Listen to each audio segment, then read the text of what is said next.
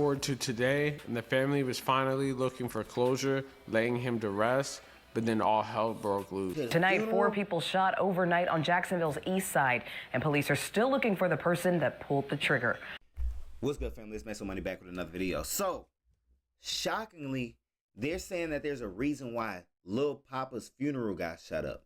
We heard about Lil Poppa's life ending early at 25 years old, but we didn't hear about the street stuff to go along with it. I had no idea. So they're saying that his funeral, recession, I don't know what it was, but it got shot up. And this full video is about to break down the reason why.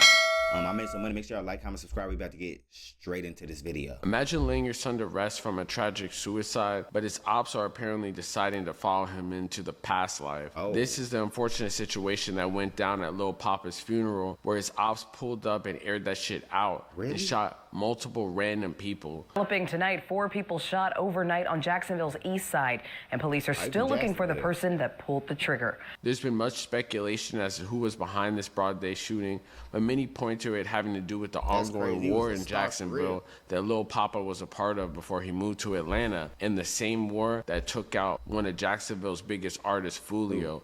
So today we got to get into this crazy situation. Wait, Lil Poppa's op is Julio Foolio? You talking about the Julio Foolio that died is Lil Poppa's op. Keep in mind, Julio Foolio grandma do voodoo. My grandma do voodoo. You gotta do your research about everything that led up to this right now, but before we do, gang, I'm gonna need you to do something for me. Like, comment, subscribe. We're gonna run with this video.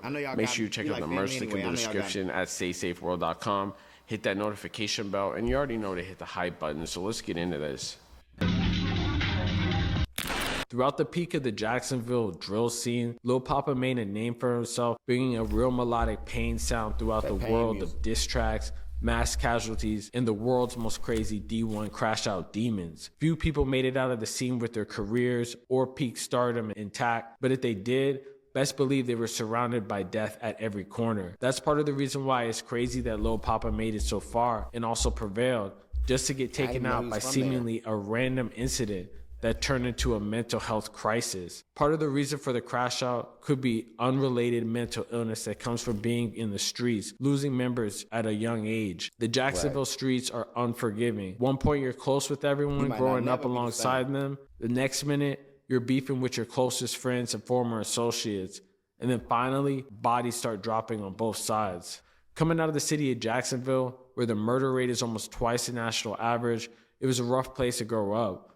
Bouncing between his mom's crib on the northeast side and his grandma's crib on the west side, his mom told him to go to church at a young age, which is where he developed a love for music. He started rapping at just 6 years old, making Christmas rhymes to perform at church. Although his parents did his best to keep him off the streets, he eventually got deeper in the rap gang, and that meant getting deeper into the streets. Infamous Gang 1200, a gang with a lot of ties and a lot of enemies in the Jacksonville scene. He would finally start making success with his project Purple Hearts in 2019, which would solidify his name in the Jacksonville scene.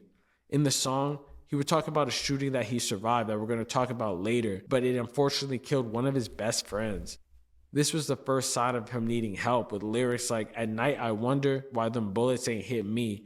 Why the fuck they miss me? Rather be gone, take me out of my misery." People might call this song a sacrifice or something like that, because the song would end up blowing him up and get the attention of rappers like Polo G, and got Poppa his first deal with Interscope Records. While the success in the music continued, the streets seemed to follow him everywhere he went. Him and his homies had previously created a clique called Cut Circle, but the police were not fucking with them and labeled them as associates of the overall gang 1200, who have a crazy beef with Foolio's gang 6 Block. It didn't help either when a Cut Circle affiliate named Big Desi was shot and killed. This would just continue a back and forth, where 2 other members of Cut Circle named Prosper and Tay would be gunned down when trying to slide on their ops. Multiple retaliation shootings would go down, but one in particular would affect Lil Poppa the most, which was a drive-by that would get him and his best friend Chi-Chi shot, but their friend unfortunately would pass away. This marked a new era where bro just seemed like he didn't give a fuck, and it made sense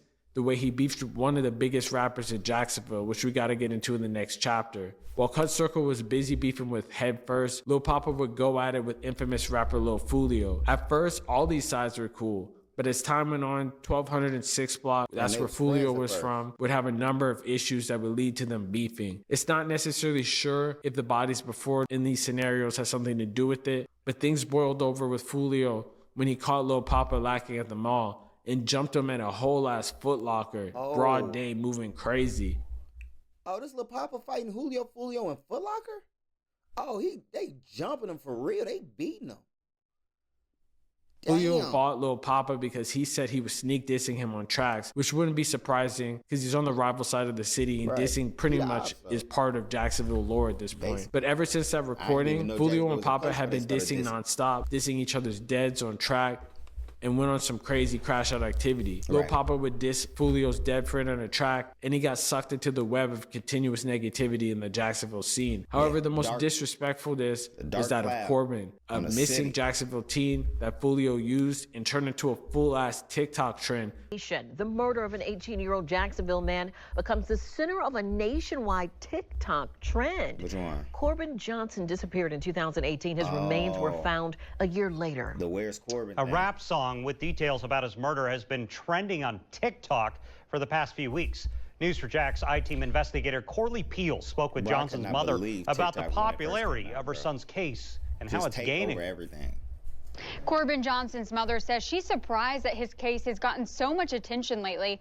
This News for Jax article we posted in 2019 had 6,600 views today and hundreds of thousands more in the last week. Johnson's mother is hoping the new popularity with his case leads to answers. Corbin got kidnapped. They found his bones. He was right. Making fun of Corbin's disappearance and mangled body being found later in the woods years later. But look, the thing, this would be the thing, bro. Like, I be trying to understand TikTok. Case leads to answers. Bro, look at this damn Goofy, bro. This Goofy is dissing a dead man for some TikTok. For some TikTok hip shaking shit, folks. He's dissing a dead that he don't even know, bro. I don't be liking that, folks, because you could just do anything, bro. TikTok give anybody a platform. That's the problem. Some of these motherfuckers shouldn't have a platform. These niggas is dumb, folks. Now they found his bones. He was right. Making fun of Corbin's disappearance and mangled body being found later in the woods years later. And he was apparently close with Lil Poppa. Even though they dissed each other for years, it never really materialized into something crazy. But as you see, the drill scene wore off. Both of them would take major losses, which we'll talk about in chapter 3. Death around the corner. While 6 Block had previous victories and upped the score back during the Young and Ace shooting, it seems that ever since that point, Foolio had to be on the defensive, with several shootings occurring that almost resulted in his life getting taken 2 to 3 times before he would ultimately get gunned down. The first being the infamous shooting in Houston. He was in Houston doing some music business, shooting videos in the trenches, posting his every location like he tends to do. Unfortunately for him, the ops were very much tuned in, and as he was leaving the Houston video shoot, his car was shot up. He would survive and go on to post a live video for the hospital. Following this incident, a video called Who I Smoke would drop the following year, where Fast Money Goon would literally go into detail about plotting against Foolio after seeing his IG story. At the same time, Foolio would drop his response back called When I See You, mocking the death of Young and Ace's brother 23, and these diss tracks would be some of the most legendary, brazen, crazy diss tracks you've ever seen. This attempt would just burst a mini on his life before his death. The next being recent, just October of 2023. On October 7th, 2023, Julio was posted up in his Dodge Charger in the West 16th area of Jacksonville when he noticed he was being trailed by a car. Unfortunately for him, it was the ops looking for him, and they shot up his Charger, hitting him multiple times, blowing a huge chunk out of his foot. He was... Wait. We literally seen about the video about Julio Foolio. So you're telling me that Julio Foolio died in a Dodge Charger and he had already been shot by his top ops in a Dodge Charger? I don't know. And drive himself to the hospital, but bro's foot would be seen on social media with a golf ball sized hole inside of it. And then the fateful day where Foolio was ended. That day started off like any other, And it's actually crazy because they were following him. If you were following him, you would have seen he was promoting a pool party for the several weeks leading up to his 26th birthday. You know, when I first saw this flyer, I had a really weird feeling about it. I knew it. You know, you would think you would want to lay low after getting several attempts on your life and you could barely walk. But Foolio took it upon himself and wanted to have a good time. And I get, bro, I think the same way Lil Poppa, they're saying that Lil Poppa ended himself. I think this is Foolio way of letting. Come on, man. If they come and get me, they gonna come and get me, bro. These people mental health is in such a bad place, bro. Like, it's hard to fathom how far in the drain these people mental health is, bro. Like, not even thinking about it. He like, man, if they come get me, you may see potential in this person. You may see him becoming a different type of human. You may see him being a superstar, a famous person. That's you. He may look in the mirror and see somebody who deserves to be gone. He may look in his mirror and really see a demon that may just need to die. And it's hard to confront that about yourself at times. You know what I mean? lived it up till we couldn't. At least he had fun before his last moments, but unfortunately, I feel like they were really plotting on him from that point. It wouldn't be hard to necessarily track him down because everyone that he was with was posting his location throughout the night. He was posted up in his Airbnb with many friends and his closest homies, and things were cool. Obviously quite restless, and Airbnbs in Florida are not supposed to be having parties like that, and that was his first mistake. While partying, they were all super drunk, and bro thought it was a good idea because he was in Tampa, which is apparently several hours away from Jacksonville, like 2.5 but bro had been posting his location for many days, which gave them enough time to pull up and lurk and try to find out where they were. After they start partying, they eventually get kicked out of their Airbnb, at which point Foolio basically documents the whole thing on a story after he's kicked out. They pull up to a club appearance with the club promoter, basically post everything that's going on at the same time Foolio is there, documenting his whole journey for no reason, basically showing it the whole night. Then it looks like the club gets pretty dead at around 4 a.m., and that's when he starts to leave. Those people were following them leaving the club and then getting kicked out of the Airbnb. They didn't have any place to go, so they pulled up to a Holiday Inn to find a place to stay. However, they were cooked out so late that there was no rooms. Wow. At this point, I guess they tried to get a room, were unsuccessful, so they pulled up in the parking lot and were just loafing, waiting for people to find a place to stay. But it was too late. Gunshots rang out around 4 a.m., injuring 3 of his friends and unfortunately killing him in a basically reverse situation of what happened to Young and Ace. He unfortunately died from his injuries from this ambush. At the same time in 2022, Lil Poppa was signed to Yo Gotti and would actually branch out his career to mainstream and take life serious. It seems like this allowed him to finally move out of Jacksonville and to focus on music as full time. But even with this newfound success, there were signs that something was wrong and death that follows. Following Foolio's death, the Jacksonville scene pretty much just got radio silent. The main artists who were eating off dissing him couldn't even do that anymore.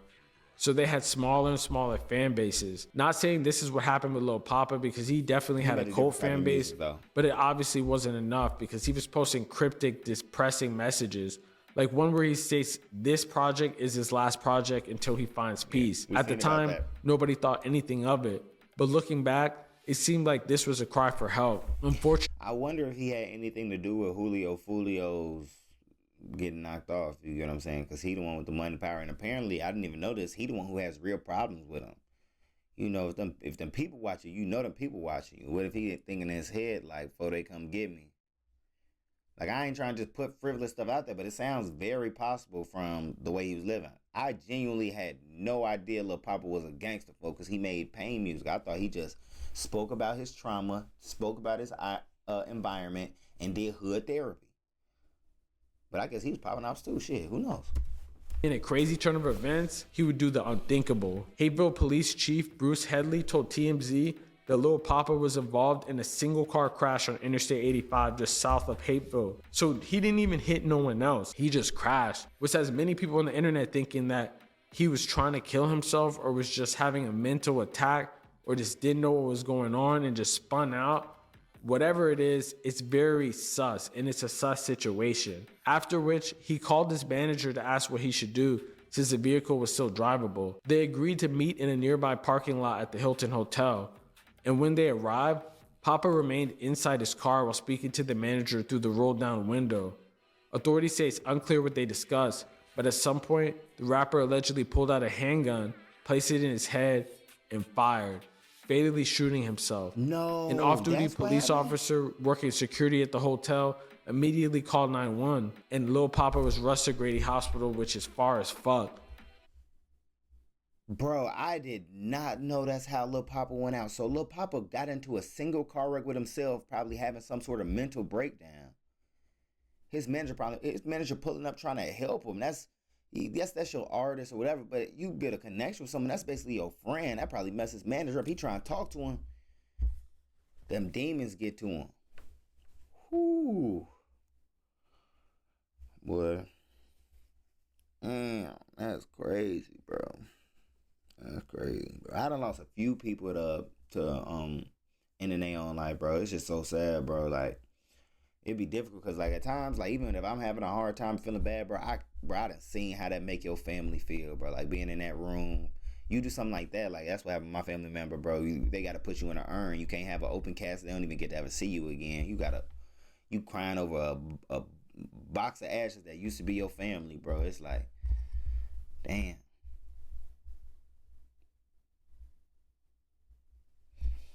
Damn. I ain't gonna lie, that's messed up, bro. Alright, let's finish this video. Damn, that's crazy, bro. This is, you never know what folks going through, bro. Really, bro. He was pronounced dead. Police confirmed that no suicide note was found, but since then, there were a lot of cryptic posts that people have been reading into. Fast forward to today, and the family was finally looking for closure, laying him to rest, but then all hell broke loose. And after that, they went to the Tonight, funeral? 4 people shot overnight on Jacksonville's east side, and police are still looking for the person that pulled the trigger. Now, all 4 people that were shot are expected to be okay. Tonight, we know that police responded to the area on your screen, Jesse Street near A. Philip Randolph, around 12:30 this morning. Our Haj Abbas spoke with a lifelong resident of the area who says that more needs to be done to prevent violence like this from happening. Police say this all unfolded during a street party near Jesse Street and A. Philip Randolph Boulevard. 4 people were hit by gunfire. I'm unfortunate that this stuff happens in this neighborhood, in any neighborhood, not just this neighborhood, but any neighborhood, man. We just got to stop with the crime. You know, we got to love each other, and don't be afraid to tell somebody. You know, if they see something, don't be afraid. Tell them, hey, man, look, I see you got that gun on your side. Put it in the car, man. Police were called to the 700 block of Jesse Street around 12:30 Sunday morning for reports of a shooting during a street party. When officers arrived, they find a 34-year-old woman who had been shot. She was rushed to the hospital. A short time later, 3 more adult victims arrived at a nearby hospital, all shot at least once. Bishop Harry Williams, a lifelong resident of the East Side, says while shootings like this are concerning, they do not represent the community. This community has, unfortunately, have had a couple of shootings, but normally, to be honest with you, it's really from the outside. I see. You know, it's not from the inside. It's normally from the outside, people that come into the neighborhood. Yeah. And so the misconception is that our East is a bad place to come, a bad place to hang out. Our East is a great place to be. Police say all 4 victims are... Sir, if the ops is pulling up to the block and niggas are getting popped, I don't think that's a fun place to hang out. I'm just saying. to survive. Jacksonville police issued a statement saying 4 were injured following Jacksonville's East Side street party shooting. 2 men and 2 women, ages 34 and 43, are recovering from injuries following a shooting at a street party. 4 people are receiving treatment for injuries following a shooting at a street party on Jacksonville's East Side, and no arrests have been made. The Jacksonville Sheriff's Office said that this happened around 12:30 Sunday, when officers responded to the area of Jesse Street and found a 34-year-old woman with gunshot injuries. She was taken to a nearby hospital for medical treatment by Jacksonville Fire and Rescue. Sometime later, officials said 3 other people, 2 men and another woman, ages 37 and 43, went to the hospital with gunshot injuries. JSO says 3 additional people came from the same area. Unfortunately, this is the collateral damage that they don't talk about in these songs. When they be talking about these drills, they don't be talking about the random civilians that end up getting hit, having nothing to do with this, just being family members. It's crazy, and it honestly destroys its own community, because both of these rappers are long gone and dead, but their story continues through the violence that was once perpetrated, man. But it's a crazy... Man, that is crazy, man. Not only how Lil Poppa went out, but to go along with that, they got so much hatred for what he stood for. They spinning the block hitting anybody. can't even show up to show your support and your condolences for the family because they gotta get some points doing anything, bro. This shit's sad, bro. I made some money. Make sure y'all like, comment, subscribe. Let me know what y'all think about this video, bro. Like, RIP these people, though. All right? I'll see y'all in the next one. I'm out.